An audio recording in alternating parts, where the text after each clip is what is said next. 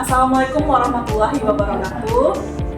Perkenalkan, saya Yeni Yantiana Swita Caya, guru SMA Negeri 1 6 Lingkung, calon guru penggerak Angkatan 11 Kabupaten Padang Pariaman. Pada kesempatan kali ini saya akan melakukan wawancara bersama dengan Bapak Alza, Kepala Sekolah dari SMK Negeri 1 6 Lingkung. Assalamualaikum warahmatullahi wabarakatuh, Pak. Waalaikumsalam warahmatullahi wabarakatuh. Ya, selamat pagi, Pak. Bagaimana Pak kabarnya hari ini? Sehat, alhamdulillah. Ini gimana? Oke, alhamdulillah Pak, sehat juga. Sebelumnya Yeni ucapkan terima kasih kepada Bapak yang sudah meluangkan waktu dan memberikan kesempatan kepada Yeni dalam rangka ini memenuhi juga tugas demonstrasi kontekstual modul 3.1 mengenai pengambilan keputusan berbasis nilai-nilai kebajikan. Jadi mungkin akan ada beberapa pertanyaan untuk menggali pemahaman ini terhadap pengambilan keputusan ini, Pak. Boleh. Selagi bisa dibantu. Iya Pak, terima kasih sebelumnya ya Pak. Selama Bapak menjalankan tugas sebagai kepala sekolah, apakah Bapak pernah pada posisi yang dihadapkan dengan dilema etika atau bujukan moral, Pak? Ya, pastilah. Selama memimpin, pasti ada kita berada di posisi untuk mengambil sebuah keputusan. Itu pasti ada. Yang namanya memimpin sebuah organisasi itu pasti ketemu dilema etika ini. Ya. Berarti pasti pernah mengalami ini ya Pak ya? Iya, pernah. Malah sering malah. Iya, sering. Ketika Bapak dihadapkan dengan dilema etika atau bujukan moral ini, bagaimana cara Bapak dapat mengidentifikasi berbagai kasus-kasus yang Bapak temui tersebut? Nah, jika kita kaitkan dengan dilema etika atau bujukan moral ini, Pak. Jadi dalam mengidentifikasi permasalahan ini, kita itu melakukan dulu sebuah analisis atau sebuah bujukan moral, dilema etika, di mana yang disampaikan adalah bahwa bujukan moral adalah sebuah situasi yang terjadi di mana saya harus dihadapkan dengan dua situasi yang harus kita selesaikan. Kita hadapkan kita dengan dua situasi yang berbeda. Makanya ini kita sebagai pemimpin kita juga harus mencerna atau mencarikan solusi apa yang kita ambil untuk memberikan untuk mengambil sebuah keputusan. Nah, jadi Bapak udah istilahnya ketika mengidentifikasi kasus berarti Bapak sudah biasa ya Pak ya? Ketika dihadapkan dengan dilema etika, itu dihadapkan dengan bujukan moral. Nah, ketika Bapak menghadapi situasi tersebut, bagaimana Bapak menjalankan tahap-tahap pengambilan keputusannya ini Pak? Jadi di sini kita bekerja di sebuah organisasi itu bekerja sebagai super team atau teamwork, bukan sebagai superman. Jadi artinya kalau ada permasalahan mengambil keputusan, kita berdiskusi dengan pihak stakeholder yang ada di sekolah dan juga kita di pengawas untuk mengambil sebuah keputusan ini.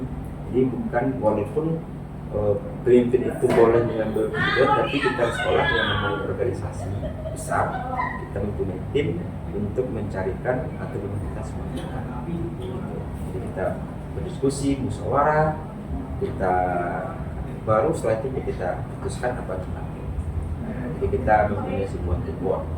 Jadi kita bekerja bukan sebagai superman tapi sebagai super team. Baik Pak, luar biasa sekali Bapak dalam pengambilan keputusan, berarti bukan keputusan dalam satu pihak saja berarti betul, ya Pak betul, ya? Tetapi juga Bapak melibatkan berbagai unsur pimpinan yang terkait dengan lembaga instansi kita. Iya betul. Kalau untuk langkah-langkah atau prosedur yang lebih spesifiknya Pak, seperti apa biasanya yang Bapak lakukan selama ini dalam pengambilan keputusan? Jadi dalam mengambil keputusan, yang pertama dulu kita identifikasi dulu apa permasalahannya. Setelah itu baru kita bawa ke tim kita untuk membicarakan atau mencarikan solusi keputusan apa yang kita berikan kepada si pelaku. Contoh, kita juga harus mempertimbangkan nilai sosial. Contoh, pada saat ini baru berlangsung kejadian. Jadi ada salah satu guru kita, istri yang sakit, memang harus melaksanakan pengobatan operasi. Jadi mereka dari segi sisi mereka akan menjalankan tugas wajib di sekolah. Dari segi sisi juga harus menjaga dan merawat istri. Jadi artinya kita coba musyawarahkan, artinya tidak saling merugikan. Ya. Tugas pokok tetap berjalan dan untuk merawat istri di rumah sakit juga berjalan. Jadi di sini kita memberikan yang penting guru kita melakukan koordinasi dan memberikan kabar atau berkolaborasi dengan kita. Yang misal contoh dia mengajar, yang penting apakah dia memberikan kepada teman sejawat atau bisa juga sekarang zaman udah canggih, kan bisa juga melalui Zoom pembelajaran kan harus di kelas ya. Jadi artinya si tugas pokok nggak tertinggalkan, tugas untuk sosial atau mendampingi istri juga tersana. Jadi artinya kita coba, yang penting kita identifikasi kalau kita tidak laksanakan apa sih untuk ruginya. Apa bisa-bisa kalau nggak kita berikan ini keputusan, bisa-bisa istrinya nanti bermanfaat gitu. Makanya kita juga memakai dilema sosial di sini. Gitu. Baik Pak, di sini sudah tangkap, berarti Bapak mulai dulu mengidentifikasi masalahnya, kemudian Bapak bawa ke tim, Bapak koordinasikan juga dengan beberapa tim yang terkait, kemudian Bapak di sini menggunakan prinsip pengambilan keputusan juga ya Pak ya, di mana kita dalam mengambil keputusan itu berbasis kepedulian juga terhadap rekan-rekan kita. Kemudian Bapak juga mempertimbangkan apa dampak dari keputusan Bapak itu. Betul. Luar biasa sekali Pak. Nah, hal-hal apa saja yang selama ini yang Bapak anggap efektif dalam pengambilan keputusan pada kasus-kasus tersebut Pak? Jadi di sini yang efektif ya. Jadi sebuah prinsip dalam mengambil keputusan tidak ada yang dirugikan. Jadi kedua pihak itu saling tidak merasa dirugikan dalam sebuah keputusan. Walaupun nanti ada dari segi positif dan juga segi negatif, ini udah pasti ada. Ya. Jadi artinya kita selaku pemimpin kita juga memang sebuah dilema juga. Kalau tidak kita berikan ini terjadi. Jadi kita kaji, analisis apa sih kalau nggak kita berikan apa kerugiannya. Makanya dalam sebuah kasus kita memang ini yang cukup berat juga ya untuk keputusan, karena dia semuanya harus berjalan dengan secara bertetapi ya, harus berjalan di dalamnya. Jadi yang penting bagi saya selaku pemimpin yang penting itu adalah koordinasi dan kolaborasi. Oke, kata kuncinya berarti koordinasi tadi itu ya Pak dan ya? rasa peduli juga. Nah, seperti yang Bapak bilang tadi ya, namanya kita mengambil suatu keputusan, apalagi ini berada di nilainya yang sama-sama benar ya Pak ya, sama-sama yang harus dipenuhi gitu ya. Tentu ada tantangan-tantangan yang Bapak rasakan dalam pengambilan keputusan ini. Mungkin bisa Bapak ceritakan tantangan-tantangan apa saja yang Bapak temui selama ini? Tantangan pasti ada ya. Kadang-kadang yang namanya kita manusia itu pola pikir itu berbeda-beda. Kadang-kadang kita mengambil sebuah keputusan, kawan-kawan lain juga merasakan ini kasih ya kan? Padahal enggak, kita hanya mengutamakan rasa peduli dan juga kepentingan kemanusiaan. Jadi artinya ini pasti ada ketemu. Contoh ya, kalau dengan guru si A, Bapak berikan izin. Nah ini agak susah, padahal semuanya sama. Yang penting jelas apa tujuannya. Kita nggak pernah menghambat, menghalangi teman-teman kita atau guru kita untuk kalau ada kepentingan urgen kita berikan. Jadi nggak pernah kita. Jadi pasti ada juga yang namanya manusia semakin banyak pola pikirnya, pendapat-pendapatnya itu hal biasa. Jadi kita tetap kita diskusi bersuara, ini bukan hanya keputusan dari pimpinan. Alhamdulillahnya tentu Bapak sampai pada saat ini bisa mengatasi tantangan-tantangan itu ya Pak ya. Alhamdulillah masih bisa, belum ada sebuah hal permasalahan yang baru setelah kita mengambil keputusan. Alhamdulillah sekarang masih aman. Setiap keputusan kita berikan kepada teman-teman kita itu alhamdulillah masih aman sampai sekarang. Itu luar biasanya Bapak sebagai kepala sekolah bisa menghadapi tantangan tersebut. Nah, kemudian Pak, ketika Bapak dihadapkan oleh masalah ini, apakah setelah itu Bapak ada menentukan suatu jadwal dalam penyelesaian masalah ini, atau langsung begitu saja Pak? Oh tidak. Jadi artinya kita untuk mengambil keputusan kalau ada seandainya guru kita yang bersalah, kita cari waktu yang tepat, bukan di hari itu. Jadi artinya si guru kita juga udah berubah pola pikirnya, berbentuk segala macam, baru kita tentukan jadwal melalui tim. Nah, kita minimal kita bukan memberikan sanksi kepada guru kita, tapi kita coaching guru kita. Kita cari akar masalahnya dan kita cari solusi sendiri. Apa solusinya? Jadi artinya kita bukan memberikan sanksi kepada kita, tapi kita mencari akar masalahnya. Jadi dapat masalahnya, carikan solusi sendiri. Apa solusi yang terbaik? Jadi kita bukan memberikan sanksi atau hukuman kepada kita. Kita intinya mencari benang merahnya. Kenapa seperti ini? Berarti secara langsung kalau jadwal tertentu tidak ada ya Pak ya, sesuai dengan urgensinya berarti ya Pak ya? Ya, misalnya ada terjadi permasalahan, kita coba diskusi dengan stakeholder, kita tentukan jadwalnya, baru kita ambil. Tapi bukan bersama-sama, kita hadapi yang cukup dengan kita, tapi sebelum kita ambil kita ada masalah. Jadi kalau kita akan dihadapkan dengan seluruh jadi kita cukup berdua, tetapi permasalahan yang kita bicarakan dengan tim kita. Jadi udah komunikasi juga ya Pak ya, komunikasi Bapak lancar. Iya. Nah, sejauh ini Pak, faktor-faktor apa saja itu yang mempermudah Bapak atau yang membantu Bapak dalam pengambilan keputusan, terutama dalam kasus-kasus yang dilema etika ini Pak? Jadi sebagai pemimpin di sekolah, yang menghambat ya? Bukan, yang mempermudah Bapak yang dalam permudah. pengambilan. Jadi yang permudah, kita kan tadi sudah sampaikan di awal, kita bekerja sebagai teamwork, ya. Jadi bukan kita sendiri bekerja, bukan kita sendiri mencari keputusan. Jadi artinya setiap ada permasalahan, rasanya nggak ada penghambatan yang berarti. Jadi setiap ada suatu masalah untuk mengambil keputusan, kita selalu diskusi, selalu rapat dengan stakeholder yang ada di sekolah kita untuk mencari keputusan yang tepat. Jadi rasanya selama saya di sini nggak ada masalah yang berarti dalam mengambil keputusan. Jadi kalau kita bukan bekerja sendiri, kalau kita sendiri bekerja, iyalah kita mencoba semua. Jadi kita mencoba semua untuk menyelesaikan sebuah permasalahan. Di sini saya tarik kata kuncinya lagi komunikasi itu ya Pak ya. Ya, betul. Dimana kita sebagai pemimpin tidak mengambil keputusan sendiri. Ya betul. Ya walaupun hak penuh ada pada kita, ya, tetapi kita juga harus melibatkan kawan kita yang sudah kita bentuk sebagai tim dalam untuk mengambil sebuah keputusan.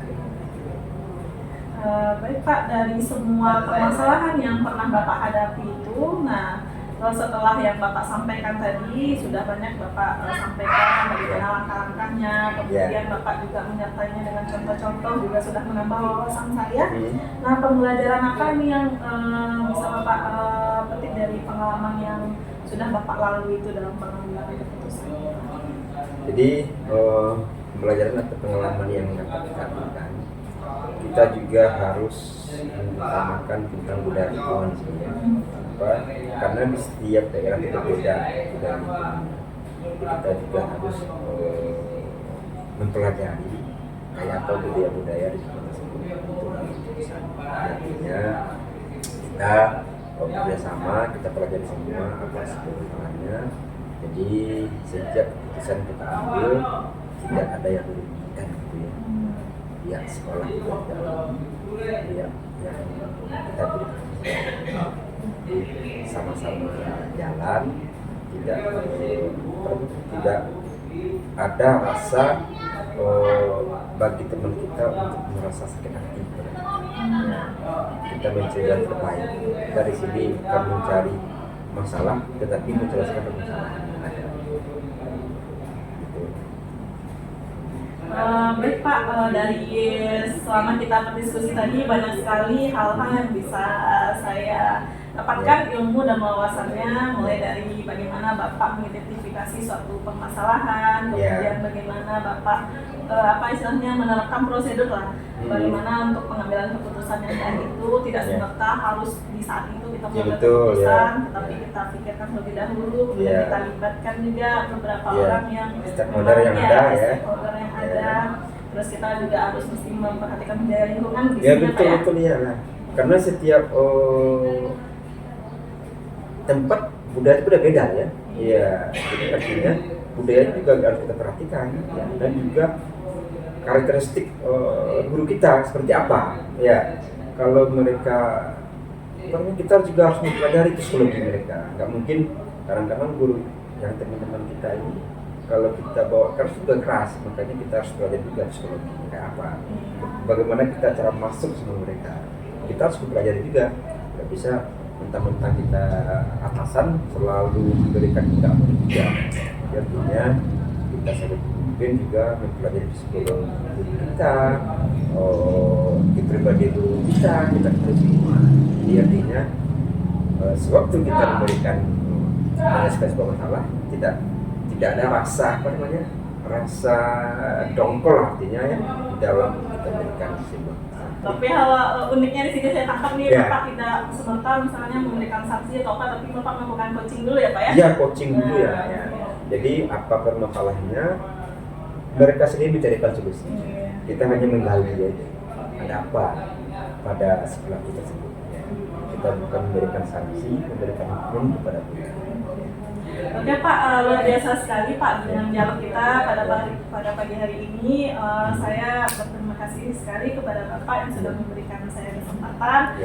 Semoga saya juga bisa nantinya menerapkan ilmu-ilmu yang sudah saya dapatkan dari Bapak ini, dan sangat luar biasa sekali Pak Bapak menjadi kepala sekolah yang sangat bijaksana. Iya, nanti pun Ibu akan juga akan merasa di posisi ini gitu loh. Iya, mudah-mudahan ya. Oke. Bapak Ibu guru hebat dimanapun berada, alhamdulillah saya telah melaksanakan wawancara dengan Bapak Alza yang sangat luar biasa sekali sebagai kepala sekolah yang bijaksana juga dalam pengambilan keputusan. Itulah hasil wawancara saya. Saya akhiri dengan Assalamualaikum warahmatullahi wabarakatuh. Waalaikumsalam warahmatullahi wabarakatuh.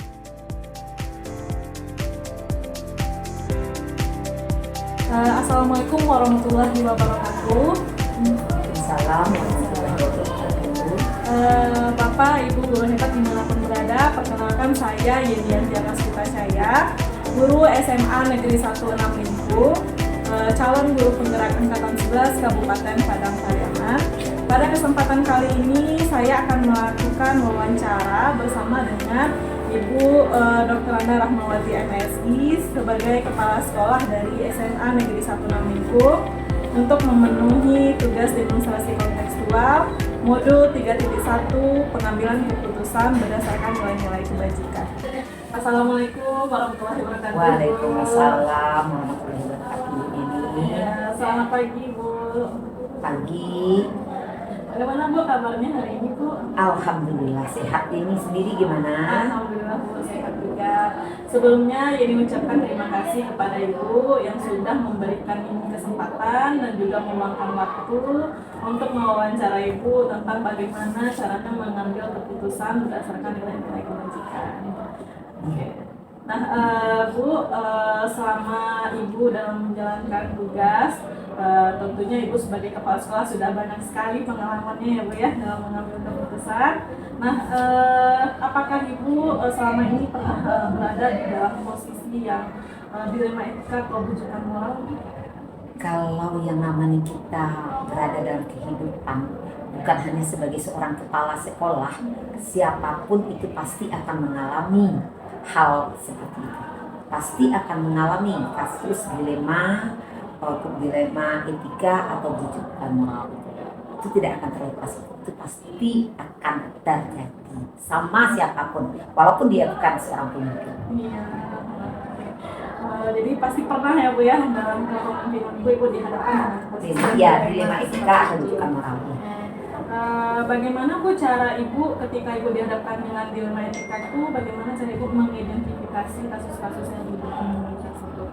Dalam mengidentifikasi kasus-kasus yang kita temui, kita harus tahu dulu apa yang dimaksud dengan dilema etika dan apa yang dimaksud dengan rujukan moral. Setelah kita mengidentifikasi, setelah kita tahu bahwa ini adalah termasuk ke dalam kategori rujukan moral, yang ini adalah dilema etika, berarti kita harus tahu dulu di dalam hal kalau kita mau mengidentifikasi, kita harus tahu dulu dengan pengertiannya. Yang dilema etika itu apa, yang rujukan moral itu apa, baru nanti kita kelompok-kelompok. Baik Ibu, ketika Ibu dihadapkan nantinya dengan situasi tersebut, nah bagaimana Ibu menjalankan tahap-tahap pengambilan keputusan itu di sekolah, terutama ini seperti kasus dilema etika ini kan Ibu berada di posisi di mana kedua-duanya benar gitu ya.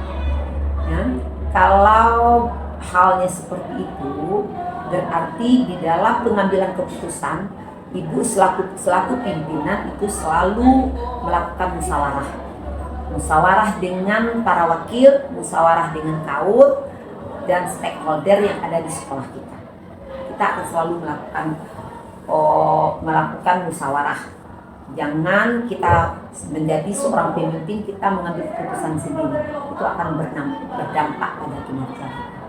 Jadi kata kuncinya di sini bahwa keputusan itu bukan keputusan Ibu pribadi, bukan keputusan kita pribadi, karena Ibu selaku seorang pimpinan itu ada perpanjangan tangan Ibu, yang namanya ada wakil, ada kaul Ibu, ada guru-guru Ibu. Jadi kita selalu melakukan musyawarah. Komunikasi ya. Oke, luar biasa sekali Bu, dalam Ibu mengambil keputusan itu ternyata Ibu sudah sudah menjalankan hal itu, tidak hanya Ibu yang mengambil keputusan, tetapi juga melibatkan beberapa unsur stakeholder kita lah di sekolah ya.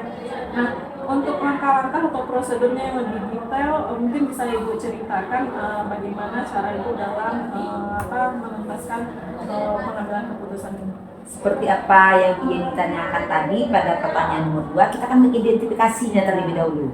Nah, setelah kita mengidentifikasinya, kita harus tahu apakah ini berada di dalam rujukan moral, apakah ini berada di dalam dilema etika. Kemudian Ibu cari terlebih dahulu mana detail dari kasus yang sedang kita hadapi dengan cara mengumpulkan keterangan-keterangan dari berbagai pihak yang terlibat.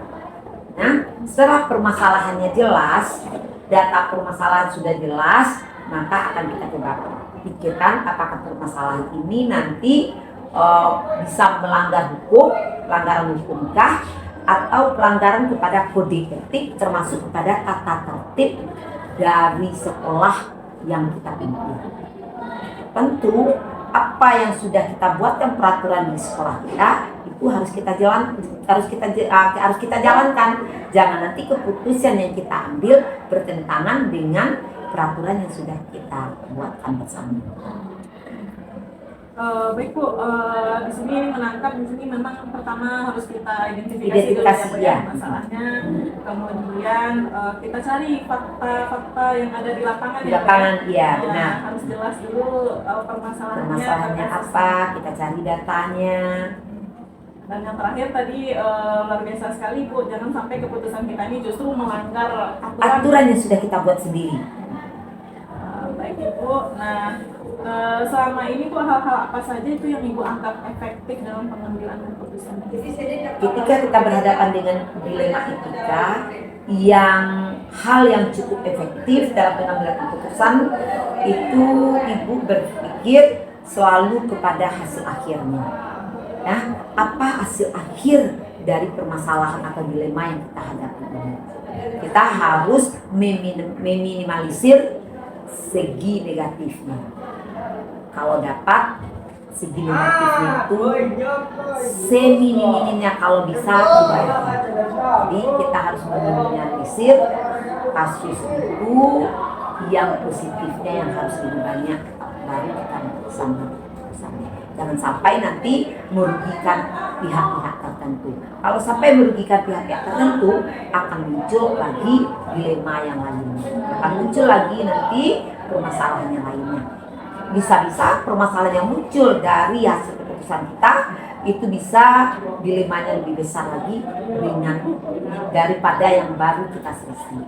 Jadi dalam mengambil keputusan, kalau kita seorang pimpinan, timbang-timbang betul apa keputusan yang akan kita ambil. Kalau dapat lebih banyak segi positifnya daripada segi negatifnya. Artinya di sini luar biasa sekali ya Bu ya, Ibu harus bijaksana, jangan sampai nanti membawa dampak yang lain lagi, ya. Menimbulkan permasalahan baru ya Bu ya. Ibu tentu Ibu sudah banyak ya Bu ya menyelesaikan kasus-kasus dilema ITK ini, dan sampai tahap ini Bu, tentu apakah Ibu pernah mendapatkan tantangan-tantangan dalam pengambilan keputusan ini? Mungkin bisa Ibu ceritakan tantangan apa saja yang Ibu hadapi? Kalau kita berbicara tentang tantangan, seseorang tidak akan sukses kalau dia tidak menghadapi tantangan. Nah, jadi jangan dijadikan tantangan sebagai penghambat kita untuk sukses. Nah, kita seorang pemimpin harus punya idealis bahwa prinsip kita kenapa orang bisa, kita tidak bisa. Jadi kita harus punya prinsip itu. Kalau orang bisa melaksanakannya, kita harus juga bisa. Jadi jangan pernah putus asa dalam menemukan tantangan-tantangan yang kita hadapi. Karena tantangan itu adalah kerikil-kerikil untuk kita bisa sukses.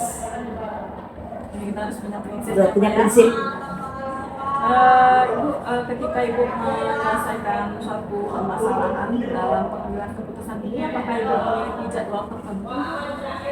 Kalau dalam menyelesaikan suatu permasalahan, Ibu tidak punya jadwal tertentu. Kecuali ada masalah ini misalnya kan, kalau bisa diselesaikan hari ini, kenapa harus ditunda? Karena kalau kita tunda dia akan merebak. Tapi kalau kasus itu rasanya agak sulit, itu Ibu akan selalu mendiskusikan, karena Ibu di sekolah kita ini untuk penyelesaian kasus itu melakukan berjenjang. Kalau ada siswa kita yang berkasus, misalnya Ibu ambil dalam kehidupan kita di sekolah kita ini, ada siswa kita yang berkasus, itu akan diselesaikan dulu oleh guru mata pelajarannya. Kemudian kalau guru mata pelajaran tidak sanggup, maka dilemparlah kepada wali kelas. Wali kelas nanti bekerja sama dengan BK. Nanti baru maju dia kepada wakil kesiswaan. Tidak selesai juga, maka baru masuk kepada kepala sekolah selaku ibu kepala sekolah. Kalau itu kasus sudah sampai kepada kepala sekolah, itu kepala sekolah nanti dalam mengambil keputusan juga tidak bisa bertindak sewenangnya. Oh ampun, jadi kepala sekolah memang lalu keadaan. Kenapa saya yang harus diatur oleh orang lain? Jangan pernah berprinsip seperti itu. Karena ibu selaku kepala sekolah juga punya pendamping yang namanya pengawas pendamping. Ibu juga didampingi oleh komite sekolah, dan ibu juga punya atasan, yaitu Capdim dan Kadis Pendidikan, Kepala Dinas Pendidikan. Apapun permasalahan yang ada di sekolah kita yang sifatnya intern, selesaikan dulu secara intern. Tetapi kalau itu tidak bisa kita selesaikan dan kita butuh pandangan atau pendapat, maka ibu akan berdiskusi dengan pengawas pendamping. Kalau nanti pengawas pendamping menyampaikan, Bu, harus kita diskusikan dengan Capdim, Bu. Harus gimana? Saya juga tidak bisa memberikan lebih daripada yang sudah ibu pikirkan, kata pengawas. Nah, kita akan berusaha bersama dengan pengawas Capdim. Dan Capdim juga rasanya Capdim kita selama ini merespon kalau memang itu harus kita laporkan ke dinas, maka kita laporkan ke dinas. Luar biasa sekali Bu, dari yang Ibu jelaskan prosedurnya jelas ya Bu ya di sana. Kalau untuk jadwal tertentu memang tidak ada. Tapi dilihat dari urgensinya. Dari urgensinya, ya. Di sini hal menarik sekali yang ditemui dari Ibu, bahwa Ibu mengambil keputusan tidak sendiri, tidak menurunkan ego. Tidak menurunkan ego kita. Tapi juga melibatkan stakeholder yang ada di sekolah kita, terutama unsur pimpinan. Baik Bu, faktor-faktor apa yang selama ini mempermudah Ibu atau membantu Ibu dalam mengambil keputusan? faktor yang permudah Ibu rasanya seperti apa yang sudah Ibu sampaikan tadi. Ibu selaku seorang pemimpin, dalam hal ini adalah sebagai kepala sekolah, Ibu punya perpanjangan tangan. Karena tugas di sekolah, Ibu selaku pemimpin itu tidak bisa diselesaikan sendiri. Karena sekolah adalah merupakan suatu sistem yang terdiri atas elemen-elemen. Ada gurunya, ada pendidiknya, ada unsur pimpinan, ada siswanya, ada lingkungan masyarakat. Yang ini semuanya harus kita jaga. Satu saja dari elemen pada sistem itu tidak jalan, maka dia tidak akan sempurna pelaksanaan. Jadi harapan Ibu kepada Ibu Yeni, kalau hari ini Ibu Yeni bertindak sebagai TGP, mungkin besok-besok kita akan menjadi pemimpin. Yang jelas saja Ibu Yeni sekarang sudah menjadi pemimpin di kelas kalau sedang mengajar. Jangan dilibatkan, jangan diikutkan, jangan diturutkan nafsu kita, emosi kita. Karena itu akan berdampak negatif kepada kebijakan yang akan kita ambil. Biasa sekali Bu, banyak sekali yang bisa Ibu dapatkan dari yang Ibu jelaskan tadi. Jadi sudah banyak ya Bu ya permasalahan atau kasus-kasus yang sudah Ibu selesaikan selama Ibu menjadi kepala sekolah. Nah, dari yang Ibu ceritakan tadi, kira-kira apa Bu pelajaran yang dapat Ibu bagi di daerah ini dalam pengambilan keputusan ini? Dalam pembelajaran yang bisa Ibu terapkan kepada Ibu Yeni, di dalam pengambilan keputusan kita jangan sampai lupa dengan budaya lingkungan di sekolah kita. Budaya lingkungan itu perlu kita jaga. Karena tanpa masyarakat yang ada di lingkungan kita, suatu sekolah itu tidak akan ada nilainya. Nah, kalau budaya lingkungan sudah kita jaga, ibarat kata orang Minang, kalau ada masalah, kita mau menarik rambut di dalam tepung, rambut jangan sampai putus, tepung jangan sampai berantakan atau berserakan. Jadi dalam pengambilan keputusan itu kita memang harus benar-benar berhati-hati. Yang namanya kita manusia, kita tidak akan pernah sempurna. Yang perlu diingat lagi, kita selaku pimpinan, selangkah saja kita melangkah, itu pertanggungjawabannya adalah dunia akhirat. Kalau seorang guru pertanggungjawabannya hanya sampai kepada siswa saja, kalau kepala sekolah pertanggungjawabannya mulai dari siswa, guru, pendidik, kepada negara yang lebih tinggi tingkatannya. Semuanya itu akan diperhitungkan. Dunia hanya sementara. Akhir daripada perjalanan kita adalah akhirat. Itu yang perlu kita jaga. Jangan sampai Ibu berpesan, biarlah kita yang dihinakan orang, asalkan kita jangan sampai menghina. Ya, Masya Allah Bu, banyak sekali pembelajaran bisa ini ambil, mulai dari tadi Ibu menjelaskan prosedur-prosedur yang harus kita lewati. Kemudian Ibu juga memberikan pesan bahwa kita sebagai pemimpin tidak hanya memikirkan dunia ya, saja, ya, tapi juga akhirat, mana keputusan yang kita ambil akan membawa pengaruh juga bagi orang banyak. Jadi kita harus memperhatikan budaya lingkungan kita. Oke Bu, mungkin banyak sekali sudah manfaat yang didapatkan. Untuk pertemuan berikutnya mungkin akan ada lagi diskusi-diskusi kita yang lainnya Bu. Cuman untuk saat ini sangat memberikan dampak yang luar biasa kepada ini, menambah wawasan ini, memperdalam apa yang sudah ini dapatkan juga.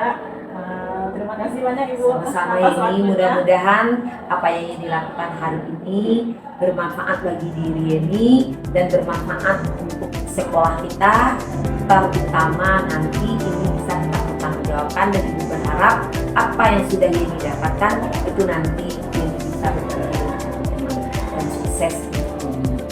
Sama-sama Ibu, sukses juga, sehat selalu buat Ibu. Amin. Baiklah Bapak Ibu guru hebat dimanapun berada, itulah hasil diskusi ini bersama dengan Ibu Dr. Mawardi MSI mengenai pengambilan keputusan berdasarkan nilai-nilai kebajikan. Sekian saja video dari saya. Assalamualaikum warahmatullahi wabarakatuh.